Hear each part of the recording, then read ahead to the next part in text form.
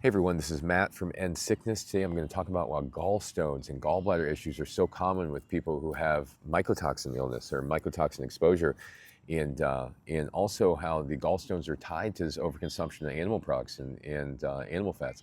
So let me go into gallstones here in a second, but first let me say I'm not a medical doctor. I'm a holistic nutritionist. This is not medical advice. This is for informational and educational purposes only.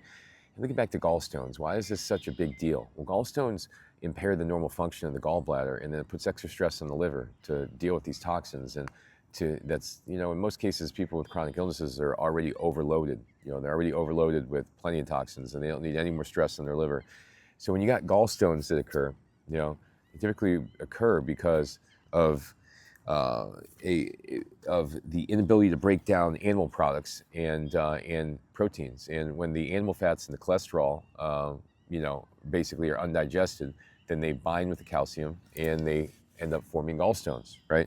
So the problem with mold exposure is when you have mold exposure, it makes your ability to break down proteins compromised significantly, right?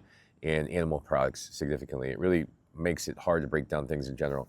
It also thickens up your blood, okay? And both of these things are bad for gallstones, because if you have undigested proteins, and your undigested animal fats, then you're going to have this excess cholesterol recirculating in the body, and that's going to bind with the calcium that's there and cause these gallstones to occur. Now, on the other hand, if you have mold exposure and your blood gets thick, same thing happens. You have a thickening of the blood will lead to this inefficient bile flow and inefficient liver function and all that, and it'll keep feeding into this creation of gallstones.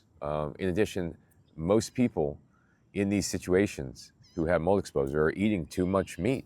They're eating way too many animal products, and by eating so many animal products, it just feeds into the gallstone thing.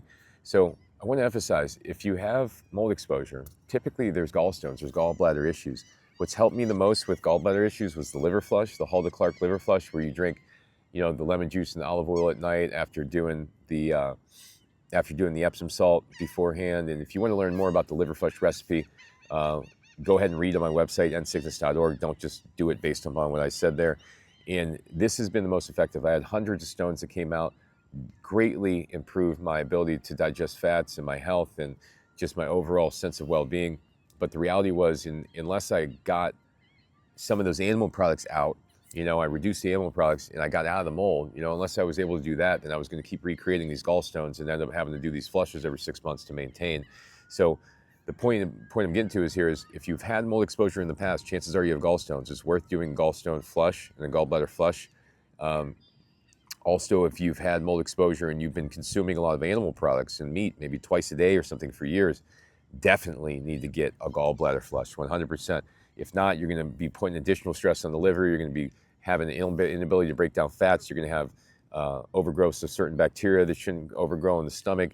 You're going to have basically a compromised stomach and immune system if you don't get the gallbladder to at least function semi-normally and get some of those gallstones out. So just want to bring it up. Anybody who's had mold exposure, definitely look into flushing the gallbladder. Definitely look into reducing the amount of these animal products, focusing more on a high fiber, high carbohydrate diet that's moderate in plant-based oils, not focused on animal products, etc. And this is the way to get out. And if you're still in a moldy house, then doing liver flushes can help. It did for me, but you don't want to do liver flushes more than once every 3 to 6 months, and you want to stay steady with it. And sometimes, there may be less stones than others, but there's no worries about that. That's the way it goes. But I've had hundreds of these stones removed through these flushes, and if you've had mold exposure, you absolutely need to focus on the gallstone removal, because it's going to be absolutely impeding your ability to break down fats, process proteins, all the things that are necessary, that bile is necessary for. So thanks for watching, everybody, and join my page. Go to my website, endsickness.org. Take care.